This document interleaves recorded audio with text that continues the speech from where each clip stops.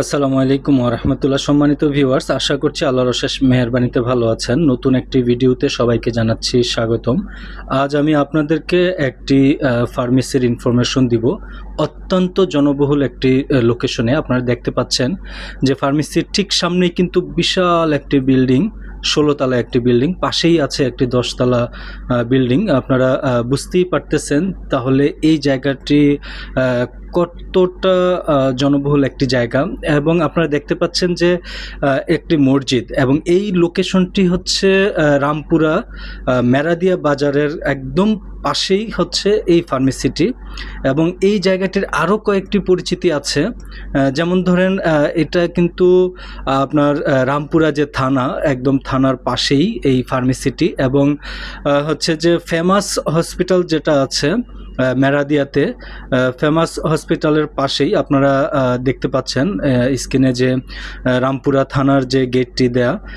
এবং আমি একটু সামনের দিকে আগাই, এটি হচ্ছে যে ফেমাস হাসপাতাল থেকে যে রোডটি রামপুরা থানার দিকে গিয়েছে, ঠিক ওই রোডটাতেই আমি দাঁড়িয়ে। এবং আমি একটু সামনের দিকে আগালে আপনাদেরকে রামপুরা থানার গেটটি দেখাবো। এবং বাম পাশে আপনারা দেখতে পাচ্ছেন যে মসজিদটি, এবং এই যে হচ্ছে আপনার রামপুরা থানার গেট।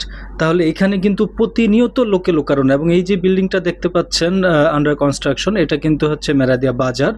তো আমি দোকানের দিকে যাচ্ছি এখন।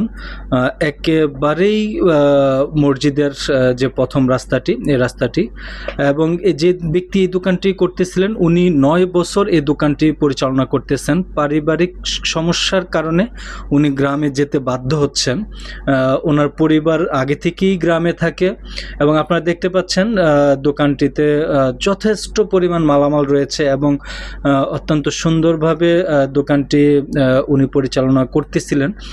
তো উনি শুধুমাত্র পরিবারের সমস্যার কারণে উনি বাধ্য হয়ে ঢাকায় ছেড়ে দিচ্ছেন, এমনটাই উনি আমাদের সাথে শেয়ার করেছেন।